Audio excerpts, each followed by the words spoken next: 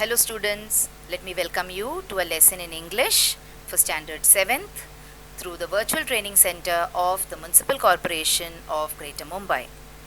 This is a lesson under the Work from Home sessions, and my name is Shraddha Teacher, and this year we will be doing English and Social Studies here through the virtual class. So children, today we are going to do a very beautiful poem, and here as you can see on the screen you can see a train with an engine and some coaches. Alright, so looking at this image you will be able to guess that this particular poem or this particular lesson is about something to do with trains and travel. So what is it about and what is the name of the lesson? The name of the lesson is From a Railway Carriage, and this is a beautiful poem written by R.L. Stevenson. Now children, all of us have gone from one place to another, isn't it? We have traveled. Now if you want to travel locally, that is to places which are close by to you, you travel by the auto rickshaw or you go by a taxi, or if you have your own vehicle then you go by your own scooter or your bike, etc. Now suppose you want to visit your grandma, that is your nana or your nani or your dada, dadi, far away in your native place. Then what do? You always make bookings to go by train, isn't it? And the journey in the train is a very unique journey, children, isn't it? When you look outside the window, you see so many things. You can talk to people who are sitting next to you on the neighboring seats. When you look out of the window, you see so many things passing by. If you're crossing a countryside, then you see huge plains, meadows, you see so many cattle grazing on the fields, you see people walking around.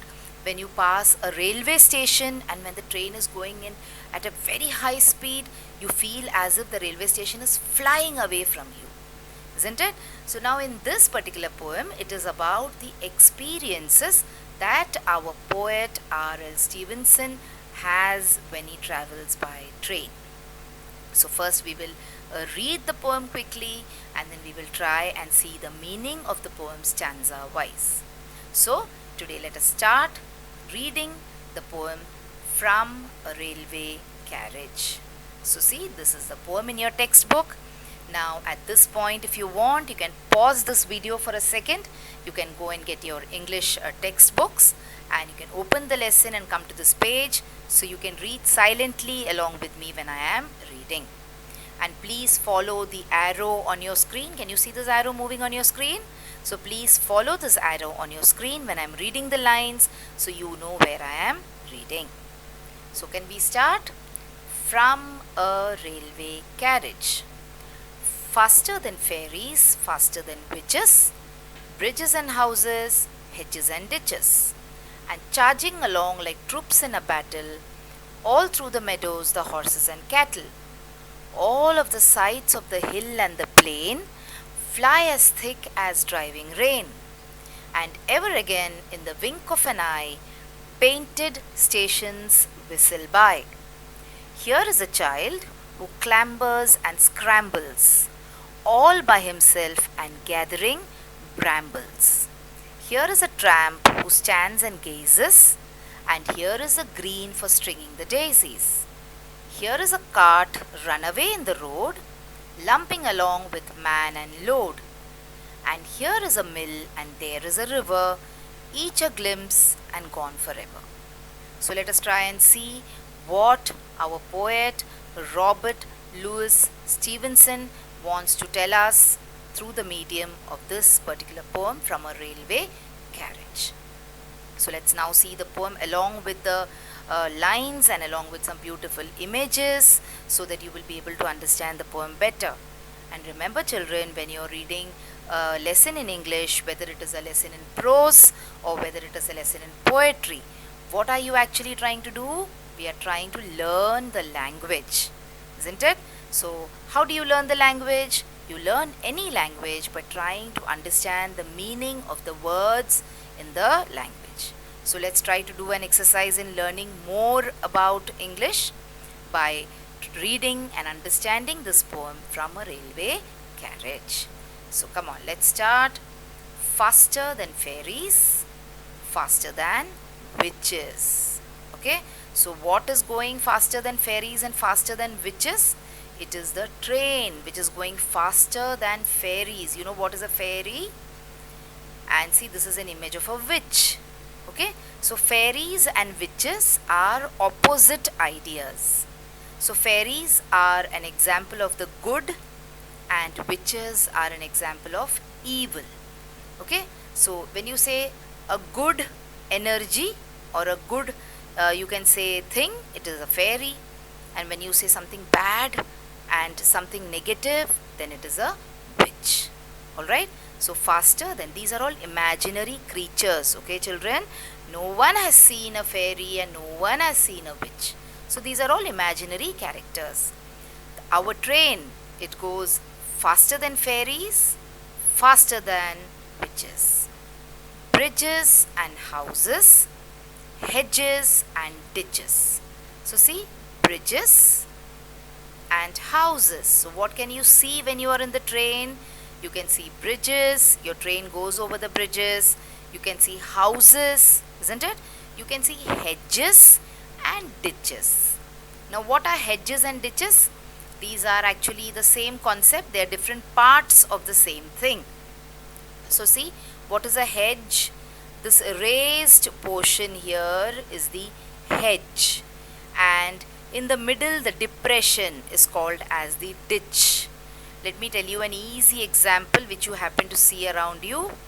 You must have all seen a gutter, isn't it? We have municipality which has made the gutter in our locality. So on the gutter you have those two kattas which are raised like this. So those are the hedges, and the portion in the middle through which water flows are the ditches. Okay, so they are faster. The train, when the train travels, it is faster than fairies and it is faster than witches, because witches and fairies, both of them fly around, isn't it? Fairies have got beautiful wings and the witches have a broom on which they fly. Bridges and houses, hedges and ditches. So these are all the things that you can see when the train is rushing forward on the track. Let's see the next line here. And charging along like troops in a battle, all through the meadows, the horses and cattle. So when there are meadows, meadows means what? Open lands. You can see open lands on either side of the railway track. On those open land, you can see animals like horses, cattle. Cattle means cows, buffaloes, oxes, etc. You can see not only horses and cattle, but many other animals also who are charging along like troops in a battle. Charging along means rushing forward, running. Have you seen how troops in a battle, soldiers, when they fight, how do they run? In the same way, you can see these horses and cattle running along the meadows. From where? From the railway carriage, when you're sitting inside the railway carriage. So this is all that our poet is seeing when he is traveling by train. Okay, let's see what he wants to say next. All of the sides of the hill and the plain fly as thick as driving rain. So whatever sights that you see the hills, you see the plains, all of them fly past. Okay, like when it is raining very heavily, how do you feel? It is raining, like when it rains very heavily, you get dazed because of the rain. In the same way, or the way the way the hills and the plains rush past you, so that also leaves you in a daze. All right, too much of speed when the train has got, you feel as if the hills and the plains are flying in the opposite direction. In the next line he says, and ever again in the wink of an eye, painted stations whistle by. So here you can see the train is passing a station, and say quickly. How does it pass the station? Quickly. And what do you say for quickly? You say in the wink of an eye. Alright? What is the meaning of wink of an eye? When you blink your eye, it takes such a small a fraction of time, isn't it? Hardly a second for you to wink your eye, to close your eyes and open them again. So it takes the train that much time only to rush past a painted station. So you can see here the train rushing past the painted station. Okay. Then the poet says, here is a child who clambers and scrambles all by himself and gathering brambles. So there is a child who you can see from the train who is climbing around alone, who's trying to climb the hills, and at the same time he's gathering brambles. Brambles means wild berries. Okay, when you go out in the wild, for example, now if you go for a picnic somewhere near the jungle or somewhere near a place which has got a natural setting, there you will see different kind of berries. All right, in Hindi we call them boar, we call them karvanda. Okay, so all these things you get, especially now in the rainy season. So there is this boy who's climbing the hills, and he is falling also, and he is alone, and he is gathering all these brambles. Okay, so he sees this child also, a poet, Stevenson. He is seeing such children also when he is traveling by a railway carriage. Here is a tramp who stands and gazes. Who is a tramp? A tramp is a person who is homeless. Okay, like for people we see sometimes they stay on the sides of the road, they stay on footpaths, they stay on railway stations, isn't it? They do not have too much with them, they just have a small dirty bundle of clothes and a few vessels. So these kind of people are called as tramps, T-R-A-M-P, tramp. Alright, they're sometimes very, they do not look very neat also. You don't feel like going close to them, isn't it? So these people are homeless people, tramps. So from the railway carriage, the poet also sees a tramp standing and looking at the passing train.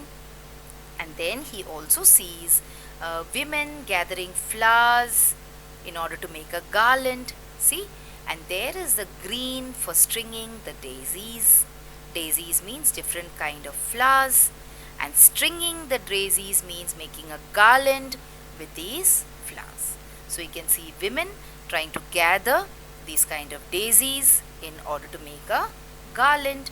So see, so many wonderful and so many interesting things the poet is able to see when he is traveling by the railway carriage.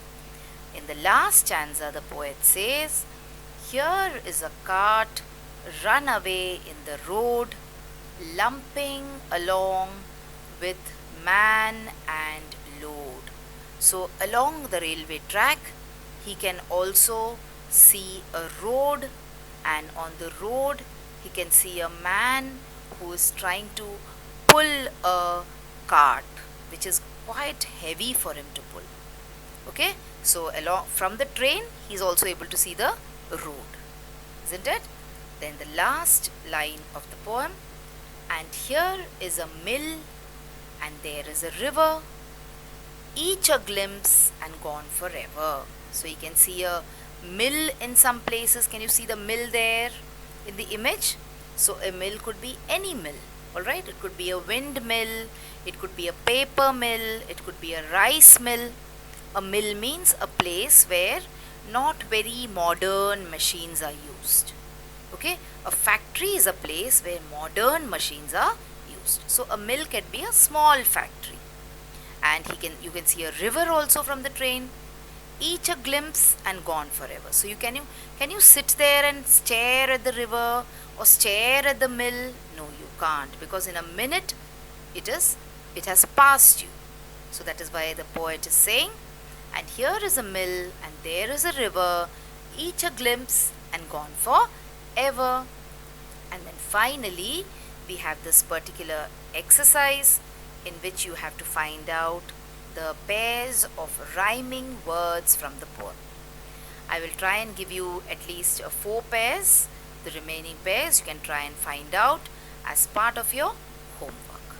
Okay, so what are the meaning of rhyming words, children. We have seen this earlier also in the earlier classes as well as in the earlier lessons. So what are rhyming words? Rhyming words are those words which end with the same sound. Okay, so let us try and find out a few pairs of rhyming words from the poem. So you have witches and ditches.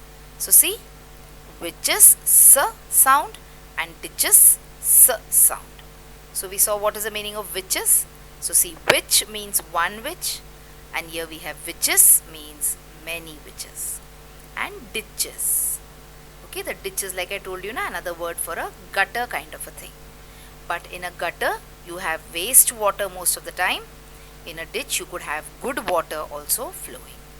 So this is one pair of rhyming words, witches and ditches. Let's look at the next one.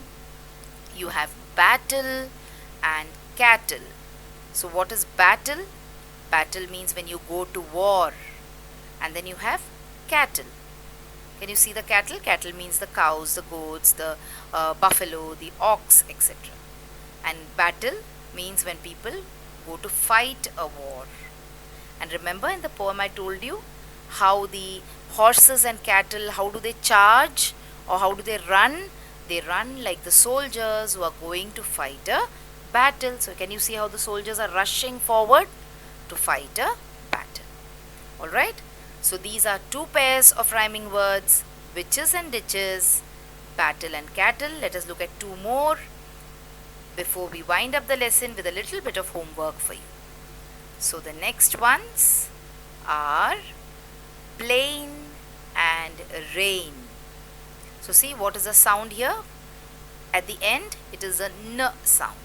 Plain, rain. Okay, so this is plain, alright, and this is rain. Okay, so this is one more pair of rhyming words for you. And let's look at the last pair of rhyming words. You have road and load. So you have the d sound at the end. Now children, why are rhyming words used in a poem? It is used in poems to make the poems more interesting, to make it more rhythmic. That is, if you want to sing this poem also, you will be able to sing it because of these rhyming words. Alright children, so today we looked at a very interesting, you can say, poem called The Railway Carriage. Alright, we saw what the meaning of the poem is, what the poet Robert Louis Stevenson wants to tell us. We looked at his vision of how the world looks like when we travel in a railway carriage. We also have the same experiences, isn't it? When we travel by train, we see the same things that the poet has been seeing. We also looked at the meaning of rhyming words and we saw examples of rhyming words. Now what you can do is, I've given you 4 pairs of rhyming words here. You can open your textbook and you can search for some more pairs. I'm sure you will find at least 3 more pairs of rhyming words in the poem. So children, we have taken up most of our 15-minute slot. So let us end here. We will meet again next time for another interesting lesson in English. Please do join me.